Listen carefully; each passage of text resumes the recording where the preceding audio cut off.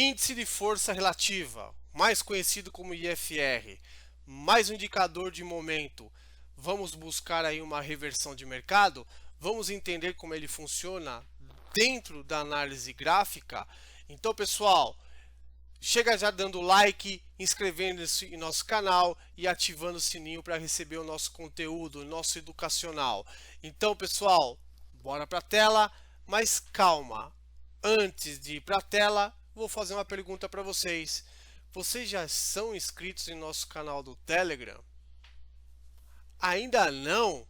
Bicho, vocês estão perdendo um conteúdo extremamente rico sobre mercado financeiro, sobre notícias, sobre o relatório diário com tendência do nosso dólar e do índice, pontos operacionais, suportes e resistências, um conteúdo exclusivo para vocês aí, tá bom? Então, inscreva-se também aí no nosso canal do Telegram para receber todo esse conteúdo educacional. Então, pessoal, agora para a tela e não deixa de dar aquele like aí no nosso vídeo. Bora lá! Vamos aqui para a tela, pessoal. Vamos falar sobre o IFR. Saiba como usar essa ferramenta de análise técnica e gráfica para se guiar aqui no mercado financeiro. Além de confirmar aí as tendências de mercado, o IFR pode ajudar a identificar possíveis pontos de inflexão, ou conhecido como reversão de mercado.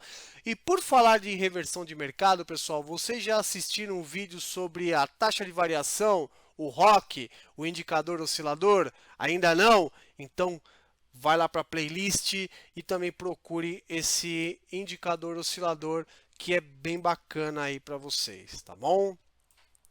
Turma, eu não vou me esticar aqui. O IFR ele é muito técnico, tá? Então eu vou tentar fazer um vídeo super curto, mas super explicativo para vocês, sem muita delonga. Vamos aqui para o gráfico. Eu venho com o mouse dentro do gráfico, clico do lado direito do mouse, indicador, venho em momento e aqui está o nosso IFR, tá? O IFR de padrão, ele vem com 9 períodos. Eu vou dar OK.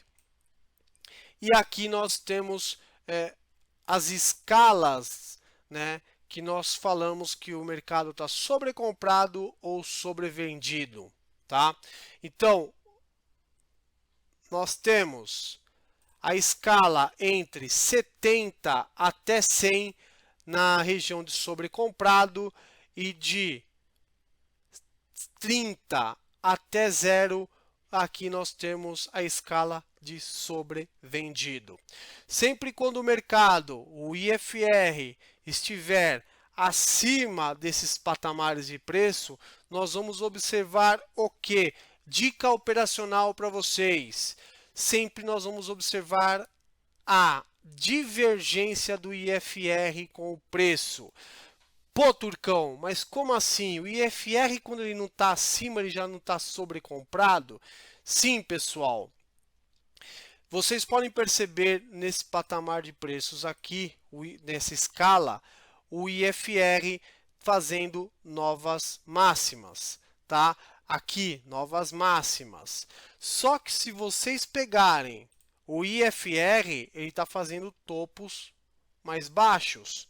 Uma vez que eu observo o IFR fazendo topinhos mais baixos, eu vou traçar uma linha de tendência aqui. E uma vez que essa linha de tendência é rompida para baixo,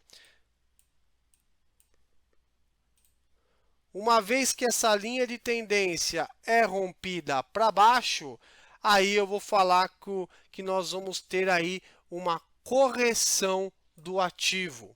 Essa correção do ativo ela pode ser no suporte anterior, ela pode também ser aí próximo de algumas médias operacionais que nós utilizamos.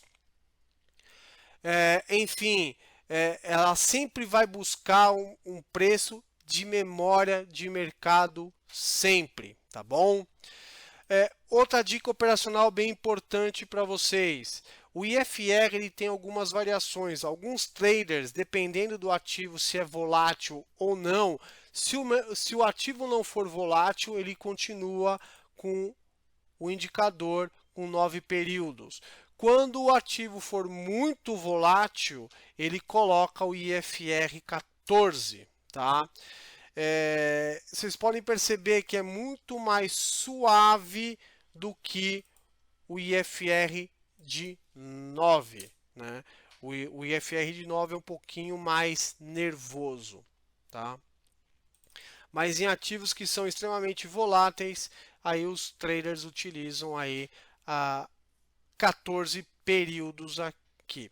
E aí como é que é a operação? Sempre quando tiver o preço ou a linha acima dos 80, aí depende de cada ativo também, que tem algumas referências acima ou até abaixo dessa escala, aí os traders já começam a ficar de olho nessa divergência do IFR com os preços, tá bom? Alguns operacionais também mais conhecidos, alguns traders, eles utilizam o IFR para começar no day trade e terminar aí no swing trade, né? Mas são operações mais curtas. É mais conhecido como operacional do IFR 2. Uma vez que nós detectamos o IFR 2, aqui também vocês têm que ser bem criteriosos. Todos os ativos eles têm uma história, tá? Então é importante vocês verem com que frequência e que nível de preço o ativo que vocês estão operando pode chegar abaixo dos 20 ou acima dos 80. Para quê? Para vocês iniciarem uma operação.